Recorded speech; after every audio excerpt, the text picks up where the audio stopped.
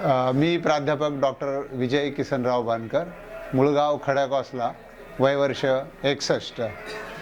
26 जून 2012 रोजी मला हार्ट अटॅकचे 3 झटके बसले. हृदयविकार असल्याचं, 4 ब्लॉकेजेस असल्याचं रुबी हॉल क्लिनिकमधून मला कळलं. एन्जिओप्लास्टी 10 जुलै 2012 रोजी झाल्यानंतर माझी प्रकृती सुधारल्यासारखं वाटत होतं, परंतु नंतर उत्तरोत्तर ती ढासळत गेली. 1 वर्षानंतर स्ट्रेस टेस्ट, इको टेस्ट वगैरे झाल्या. त्यावेळेला 40%च माझं हृदय काम करतं आहे असं सांगण्यात आलं. त्याचा परिणाम म्हणून उत्तरोत्तर प्रकृती खालावत गेली. आयुर्वेदिक उपचारही केले, अगदी निष्णात अशा डॉक्टरांकडे उपचार केल्यानंतरही प्रकृती उत्तरोत्तर खालावत आहे. आज जी माझी प्रकृती आपल्याला दिसत आहे ती जवळजवळ निम्म्याने कमी झालेली आहे. 66 किलो वजन होतं ते 60 किलोवर आलेलं आहे. प्रकृती एकदम खंगल्यासारखी आपल्याला दिसतच असेल.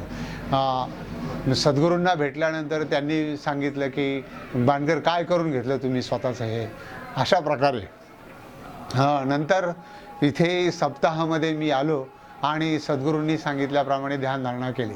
तरी देखील ध्यानधारणा करत असताना, साधनेला बसत असताना जो प्राणायाम होतो, भस्त्रिका होते, जोरात श्वास घेतला जातो, त्याचा परिणाम आपल्या हृदयावर होऊन कदाचित पुन्हा एकदा हार्ट अटॅक येऊन आपण जागीच कोसळू, अशा प्रकारची भीती अंतःकरणात होती.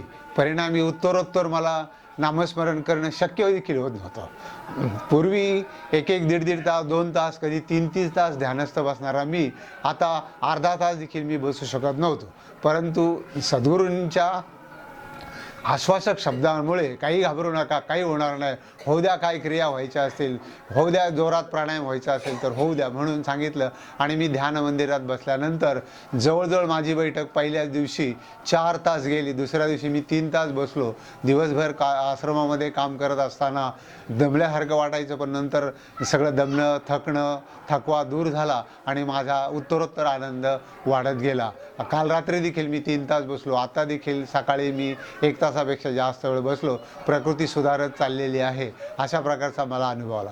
अटॅक पुन्हा येईल अशी जी भीती, 40% हृदय काम करते असं वाटत होतं, ते पूर्णपणे दुःख दूर झालेलं आहे आणि जोरदार श्वास मी घेऊ शकतो. चांगल्या प्रकारच्या क्रिया आश्रमाच्या ध्यान मंदिरामध्ये होऊ लागलेल्या आहेत आणि उत्तरोत्तर माझा विश्वास वाढत चाललेला आहे. आता थकवा जाणवत नाही, उत्साह उत्तरोत्तर वाढत झाला आहे. आणि बापू आमचे सद्गुरू समर्थ श्री सुमंत बापूजी हंबीर सांगतात त्याप्रमाणे आनंदाचा आनंद या ठिकाणी आहे, येथोनी आनंदुरे, अशा प्रकारची अनुभूती उत्तरोत्तर वाढत चाललेली आहे.